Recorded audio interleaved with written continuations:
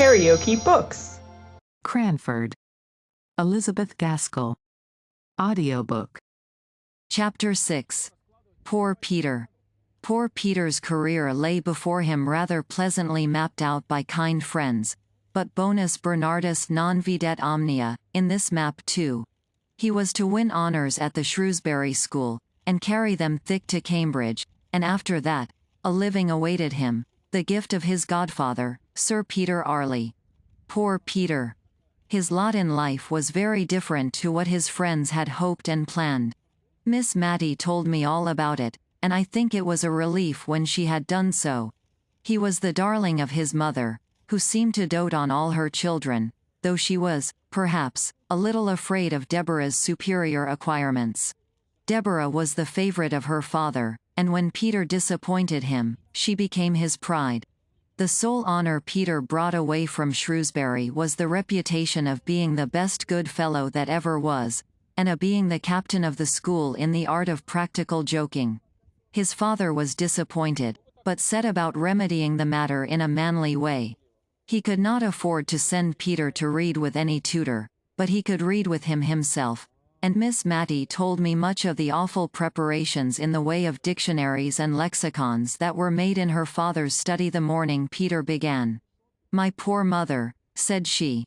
"I remember how she used to stand in the hall, just near enough the study door, to catch the tone of my father's voice. I could tell in a moment if all was going right, by her face.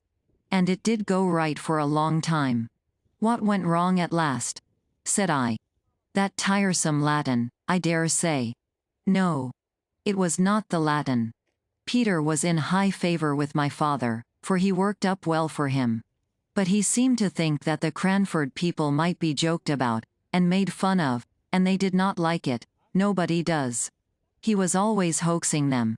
Hoaxing is not a pretty word, my dear, and I hope you won't tell your father I used it, for I should not like him to think that I was not choice in my language, after living with such a woman as Deborah. And be sure you never use it yourself.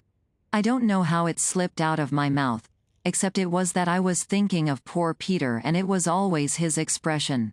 But he was a very gentlemanly boy in many things. He was like dear Captain Brown in always being ready to help any old person or a child. Still, he did like joking and making fun, and he seemed to think the old ladies in Cranford would believe anything. There were many old ladies living here then. We are principally ladies now, I know, but we are not so old as the ladies used to be when I was a girl.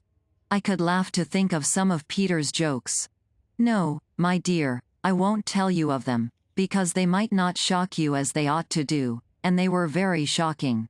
He even took in my father once, by dressing himself up as a lady that was passing through the town and wished to see the rector of Cranford, who had published that admirable assize sermon. Peter said he was awfully frightened himself when he saw how my father took it all in, and even offered to copy out all his Napoleon Bonaparte sermons for her, her, for Peter was a lady then. He told me he was more terrified than he ever was before, all the time my father was speaking. He did not think my father would have believed him, and yet if he had not, it would have been a sad thing for Peter. As it was, he was none so glad of it, for my father kept him hard at work copying out all those 12 Buonaparte sermons for the lady. That was for Peter himself, you know. He was the lady. And once when he wanted to go fishing, Peter said, "Confound the woman. Very bad language, my dear," but Peter was not always so guarded as he should have been. My father was so angry with him, it nearly frightened me out of my wits. And yet I could hardly keep from laughing at the little curtsies Peter kept making, quite slyly, whenever my father spoke of the lady's excellent taste and sound discrimination. "Did Miss Jenkins know of these tricks?" said I. "Oh, no. Deborah would have been too much shocked. No, no one knew but me. I wish I had always known of Peter's plans, but sometimes he did not tell me. He used to say the old ladies in the town wanted something to talk about, but I don't think they did. They had the St. James's Chronicle 3 times a week, just as we have now, and we have plenty to say. And I remember the clacking noise there always was when some of the ladies got together. But, probably, schoolboys talk more than ladies. At last there was a terrible, sad thing happened. Miss Matty got up, went to the door, and opened it. No one was there. She rang the bell for Martha, and when Martha came, her mistress told her to go for eggs to a farm at the other end of the town. "I will lock the door after you, Martha. You are not afraid to go, are you?" "No, ma'am, not at all. Jem Hearn will be only too proud to go with me." Miss Matty drew herself up, and as soon as we were alone, she wished that Martha had more maidenly reserve. "We'll put out the candle, my dear. We can talk just as well by firelight, you know. There."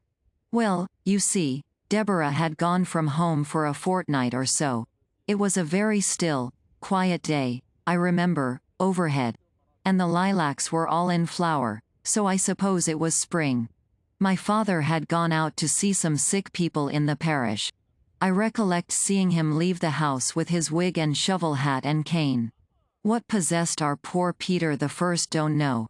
He had the sweetest temper, and yet he always seemed to like to plague Deborah. She never laughed at his jokes, and thought him ungenteel, and not careful enough about improving his mind, and that vexed him. Well, he went to her room, it seems, and dressed himself in her old gown, and shawl, and bonnet. Just the things she used to wear in Cranford, and was known by everywhere. And he made the pillow into a little. "You are sure you locked the door, my dear? For I should not like anyone to hear, into a little baby, with white long clothes." It was only, as he told me afterwards, to make something to talk about in the town. He never thought of it as affecting Deborah. And he went and walked up and down in the Filbert Walk, just half hidden by the rails, and half seen. And he cuddled his pillow, just like a baby, and talked to it all the nonsense people do. Oh dear! And my father came stepping stately up the street, as he always did. And what should he see but a little black crowd of people?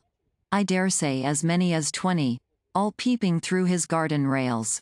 So he thought, at first, they were only looking at a new rhododendron that was in full bloom, and that he was very proud of, and he walked slower, that they might have more time to admire.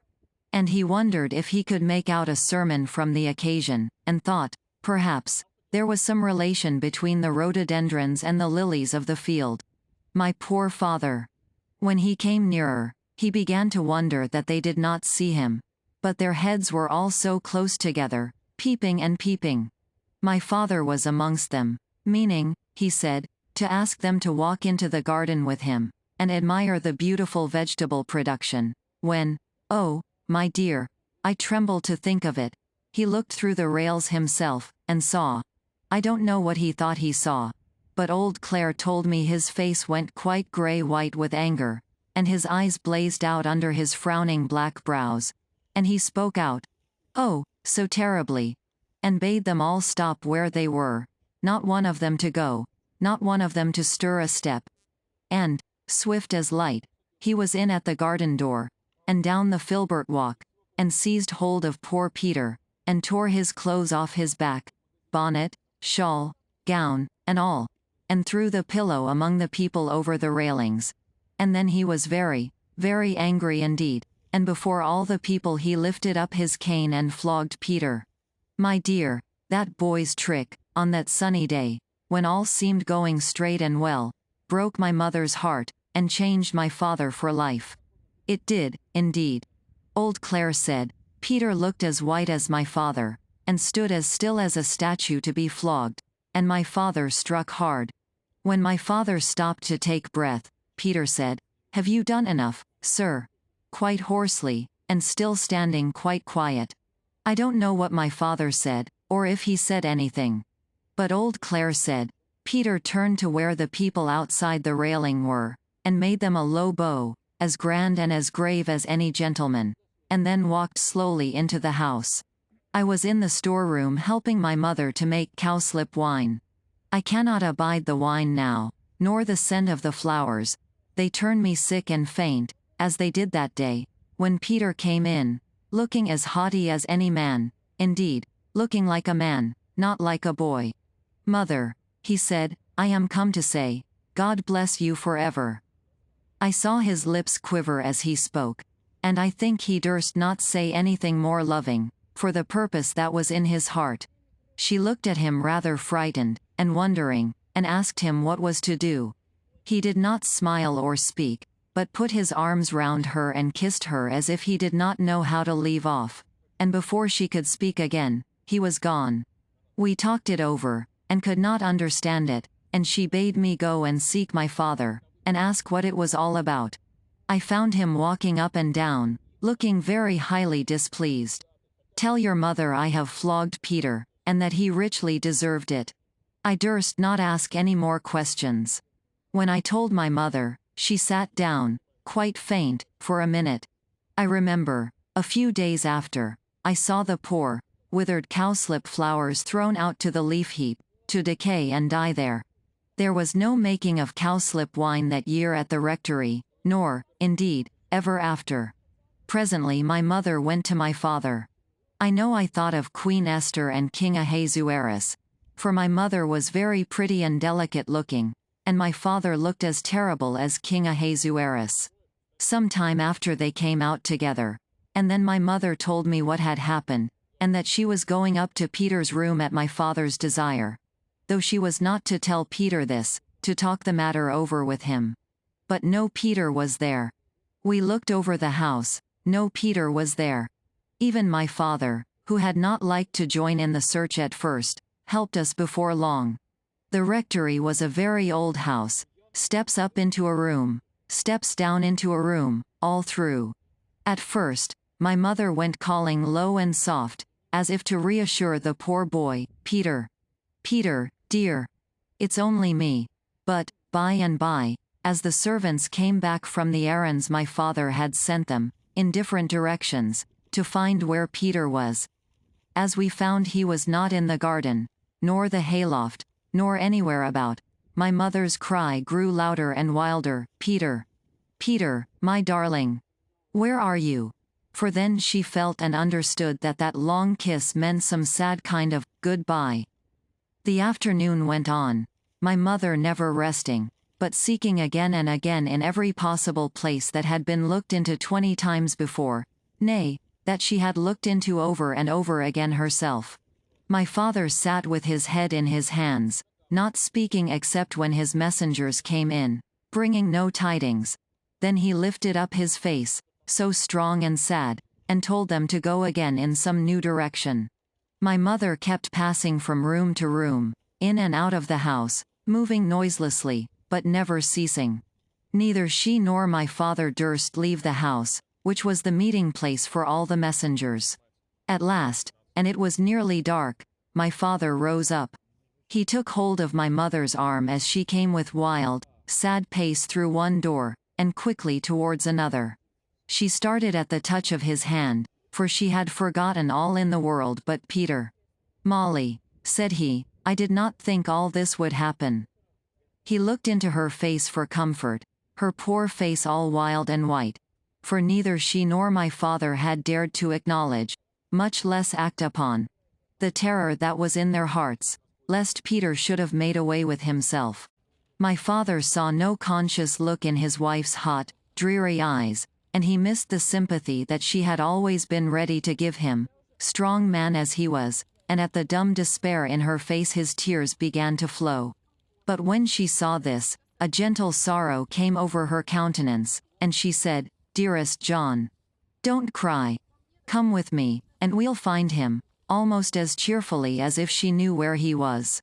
And she took my father's great hand in her little soft one, and led him along, the tears dropping as he walked on that same unceasing, weary walk, from room to room, through house and garden. Oh, how I wished for Deborah! I had no time for crying, for now all seemed to depend on me. I wrote for Deborah to come home. I sent a message privately to that same Mr. Holbrook's house. Poor Mr. Holbrook, you know who I mean. I don't mean I sent a message to him, but I sent one that I could trust to know if Peter was at his house. For at one time Mr. Holbrook was an occasional visitor at the rectory.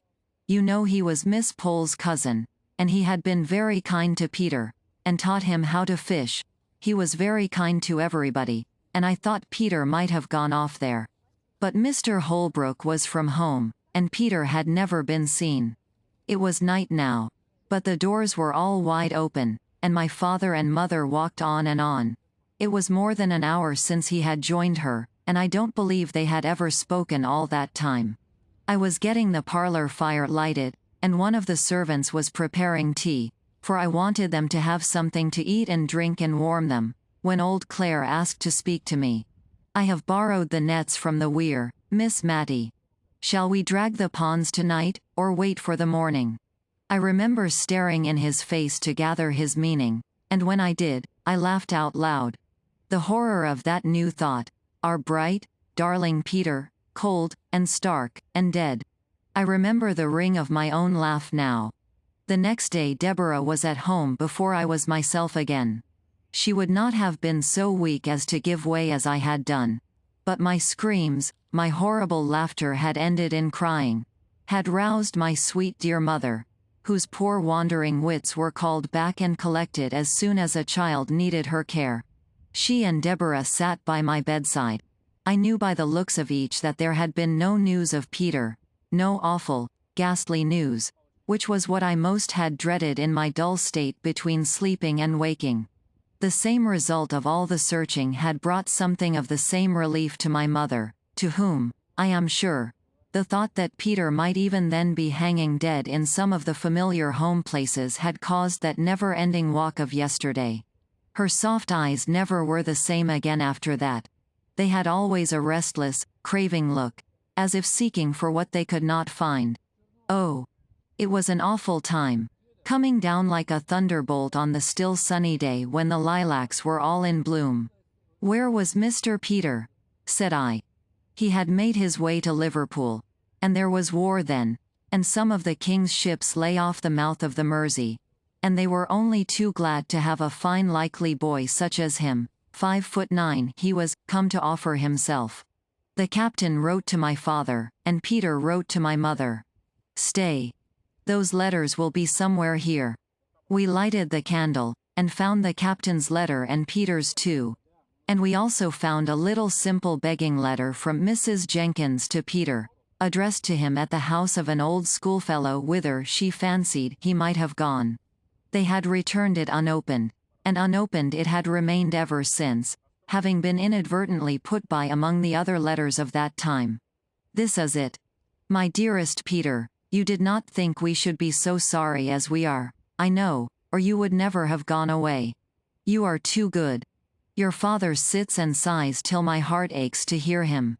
He cannot hold up his head for grief, and yet he only did what he thought was right. Perhaps he has been too severe, and perhaps I have not been kind enough. But God knows how we love you, my dear only boy. Don looks so sorry you are gone. Come back, and make us happy, who love you so much. I know you will come back. But Peter did not come back. That spring day was the last time he ever saw his mother's face. The writer of the letter, the last, the only person who had ever seen what was written in it, was dead long ago. And I, a stranger, not born at the time when this occurrence took place, was the one to open it. The captain's letter summoned the father and mother to Liverpool instantly, if they wished to see their boy, and, by some of the wild chances of life, the captain's letter had been detained somewhere, somehow. Miss Mattie went on, and it was race time, and all the post horses at Cranford were gone to the races. But my father and mother set off in our own gig, and oh, my dear, they were too late, the ship was gone. And now read Peter's letter to my mother. It was full of love, and sorrow, and pride in his new profession, and a sore sense of his disgrace in the eyes of the people at Cranford, but ending with a passionate entreaty that she would come and see him before he left the Mersey. Mother, we may go into battle. I hope we shall, and lick those French, but I must see you again before that time. And she was too late, said Miss Mattie, too late. We sat in silence, pondering on the full meaning of those sad, sad words. At length I asked Miss Mattie to tell me how her mother bore it. Oh, she said, She was patience itself. She had never been strong, and this weakened her terribly. My father used to sit looking at her, far more sad than she was. He seemed as if he could look at nothing else when she was by, and he was so humble, so very gentle now. He would, perhaps, speak in his old way, laying down the law, as it were, and then, in a minute or two, he would come round and put his hand on our shoulders, and ask us in a low voice, if he had said anything to hurt us. I did not wonder at his speaking so to Deborah, for she was so clever, but I could not bear to hear him talking so to me. But, you see, he saw what we did not, that it was killing my mother. Yes. Killing her. Put out the candle, my dear. I can talk better in the dark. For she was but a frail woman, and ill-fitted to stand the fright and shock she had gone through, and she would smile at him and comfort him, not in words, but in her looks and tones, which were always cheerful when he was there. And she would speak of how she thought Peter stood a good chance of being admiral very soon. He was so brave and clever, and how she thought of seeing him in his navy uniform, and what sort of hats admirals wore, and how much more fit he was to be a sailor than a clergyman. And all in that way, just to make my father think she was quite glad of what came of that unlucky morning's work, and the flogging which was always in his mind, as we all knew. But oh, my dear! The bitter, bitter crying she had when she was alone, and at last, as she grew weaker, she could not keep her tears in when Deborah or me was by, and would give us message after message for Peter. His ship had gone to the Mediterranean, or somewhere down there, and then he was ordered off to India, and there was no overland route then. But she still said that no one knew where their death lay in wait, and that we were not to think hers was near. We did not think it, but we knew it, as we saw her fading away. Well, my dear, it's very foolish of me, I know, when in all likelihood I am so near seeing her again. And only think, love. The very day after her death, for she did not live quite a 12-month after Peter went away. The very day after, came a parcel for her from India, from her poor boy. It was a large, soft, white Indian shawl, with just a little narrow border all round. Just what my mother would have liked. We thought it might rouse my father, for he had sat with her hand in his all night long. So Deborah took it in to him, and Peter's letter to her, and all. At first, he took no notice, and we tried to make a kind of light careless talk about the shawl, opening it out and admiring it. Then, suddenly, he got up, and spoke. She shall be buried in it, he said. Peter shall have that comfort, and she would have liked it. Well, perhaps it was not reasonable, but what could we do or say? One gives people in grief their own way. He took it up and felt it. It is just such a shawl as she wished for when she was married, and her mother did not give it her. I did not know of it till after, or she should have had it, she should, but she shall have it now. My mother looked so lovely in her death. She was always pretty, and now she looked fair, and waxen, and young, younger than Deborah, as she stood trembling and shivering by her. We decked her in the long soft folds. She lay smiling, as if pleased. And people came, all Cranford came, to beg to see her, for they had loved her dearly, as well they might. And the country women brought posies. Old Clare's wife brought some white violets and begged they might lie on her breast. Deborah said to me, the day of my mother's funeral, that if she had 100 offers she never would marry and leave my father. It was not very likely she would have so many. I don't know that she had one, but it was not less to her credit to say so. She was such a daughter to my father as I think there never was before or since. His eyes failed him, and she read book after book, and wrote, and copied, and was always at his service in any parish business.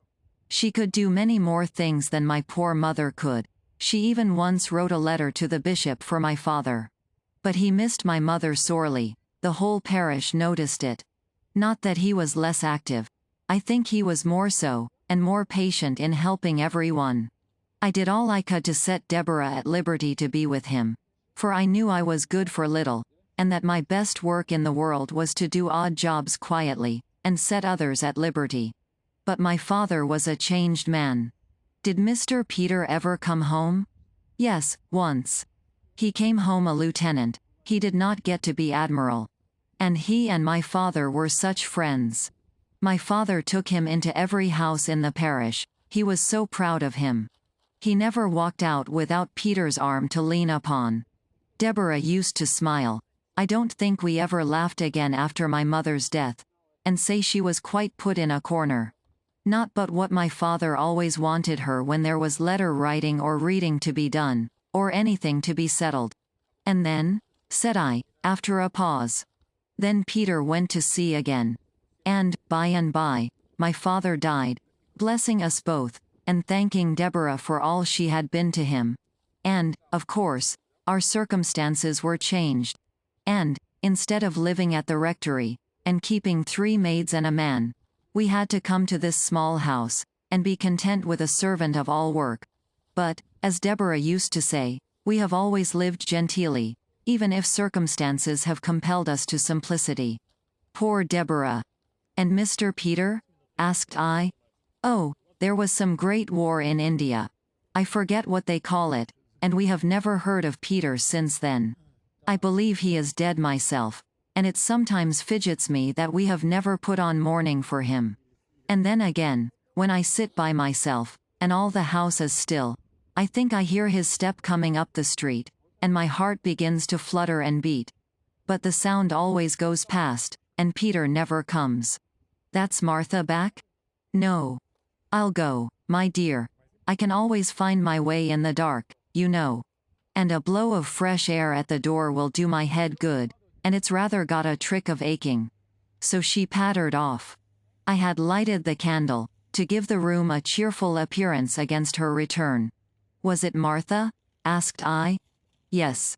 And I am rather uncomfortable, for I heard such a strange noise, just as I was opening the door. Where? I asked, for her eyes were round with affright. In the street, just outside, it sounded like talking, I put in, as she hesitated a little.